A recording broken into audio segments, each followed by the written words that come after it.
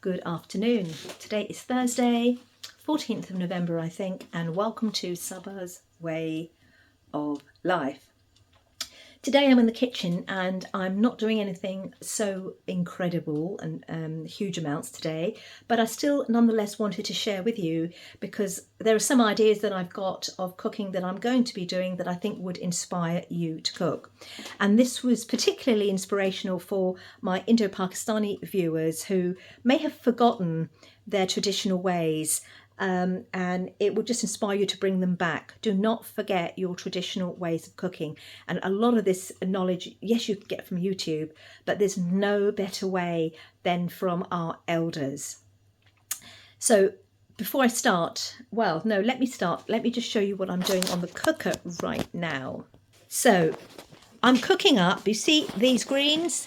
These are the thinnings of the mustard greens that I'm growing in the greenhouse, and they are honestly delicious. I shot a video a little while back where I showed you them, and I've transplanted some of them outside, but they're the thinnings and they're not going to go to waste. So I've given them a good wash. They are full of nourishment, only picked the day before yesterday. Over here I've got some dried methi, over here fenugreek, which I've dried myself and grew from the garden, and over here I've got some fresh coriander that I've frozen from the garden, and I've just taken a small amount out.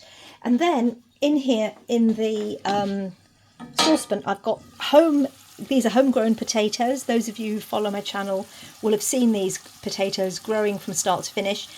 Beautiful Queen Charlotte potatoes, and they're just cooking in a little bit of water. But what I first did was fry them with some red bullet chilies, just one or two, and in a little bit of butter and olive oil, and then garlic, fresh garlic, crushed, and ginger.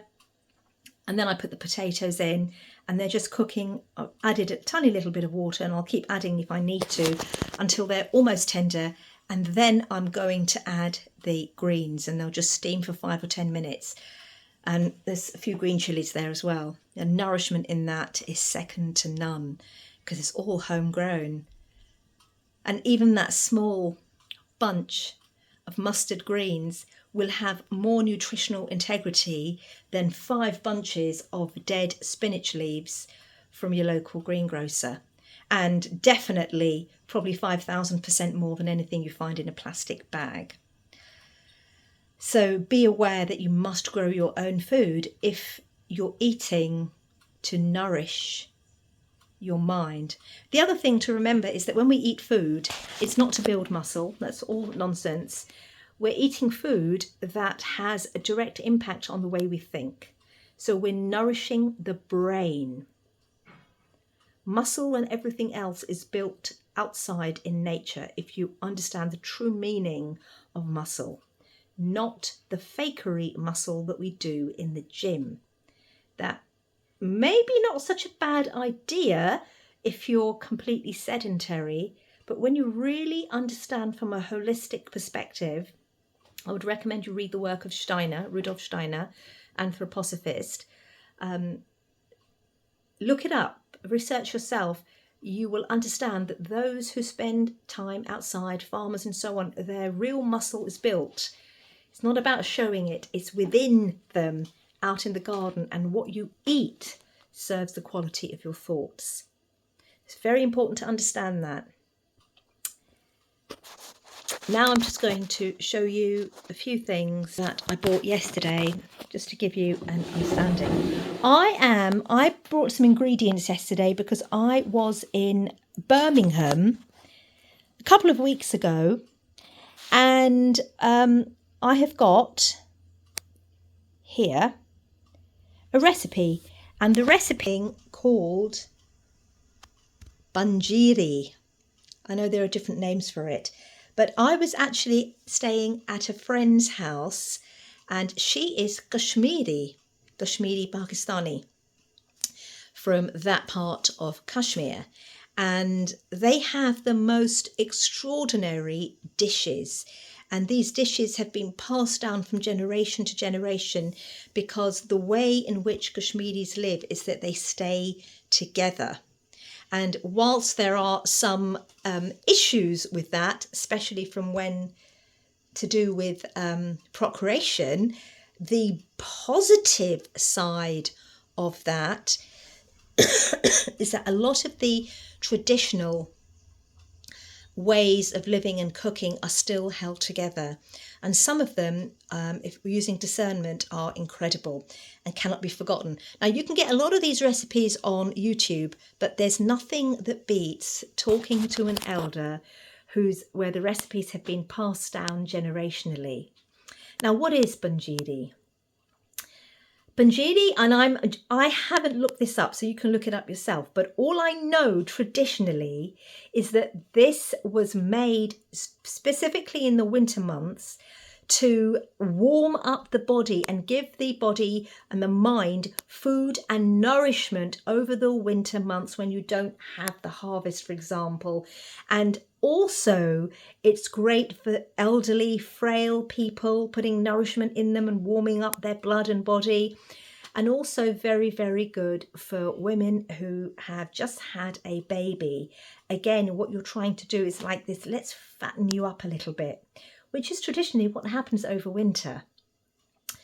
So what is in it? Well, some of the here, because I went out and bought them, as I'm using this Marcy's recipe, and I've got sultanas here, which is known as mewa in Kashmiri, or they call it mawa mewa.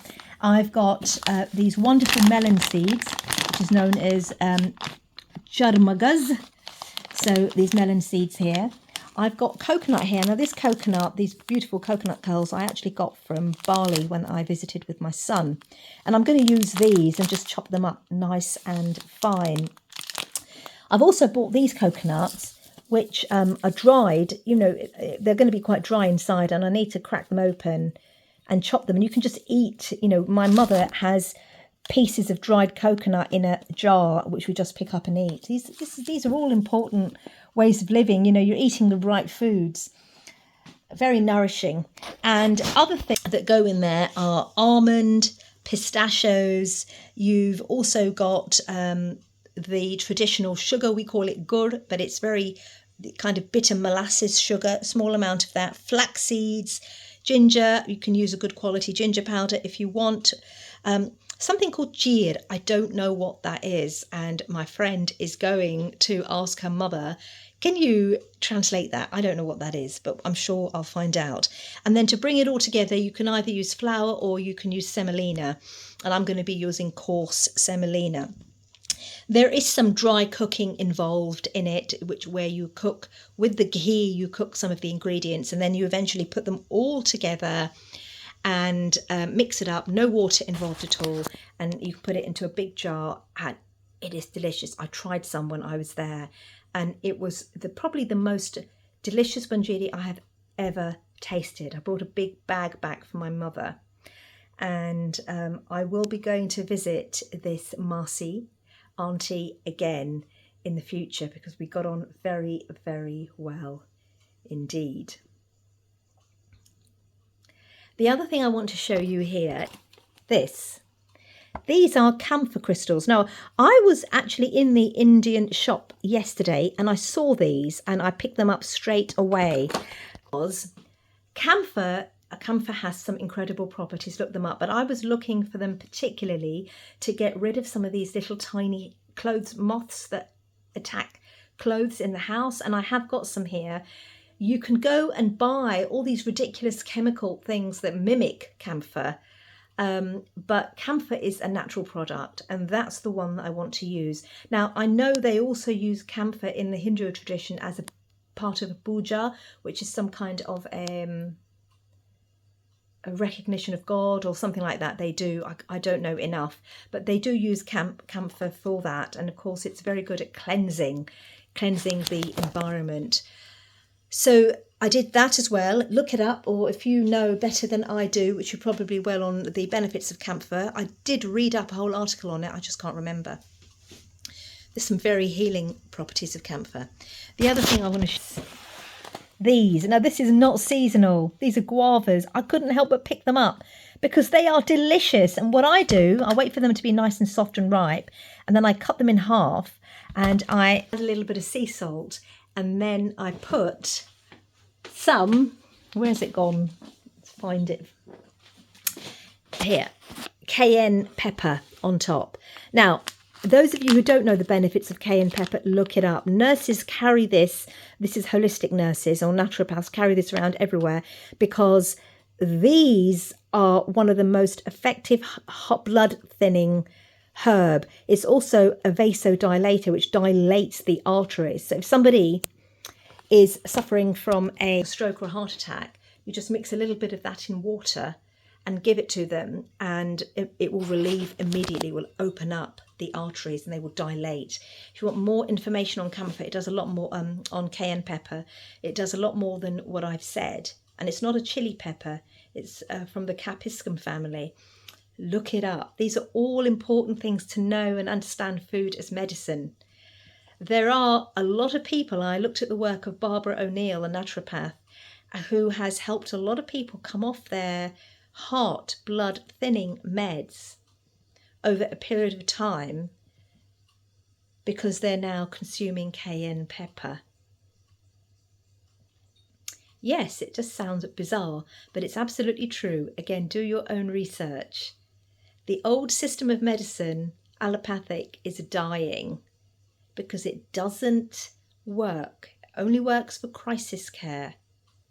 If you've broken a bone or you're in a desperate situation or you're dying, but not for chronic disease. It's killing us. So do your homework there. So that was just a very, very quick video that I wanted to share with you. And I'm also going to share a lot of interesting knowledge on Ayurveda. I'm currently studying Ayurveda in some detail. And as I learn through the module as I go, I will be sharing some of those, some of that inspiration with you. So those of you who are interested and want to know more about this is not arguably the oldest form of medicine ever on this planet. It is Ayurveda. Ayurveda means the knowledge of life, which is understanding the whole, the way of life, the knowledge of life. Then you'll really love it. For now, I've got to get back to my potatoes because I think they're overcooking.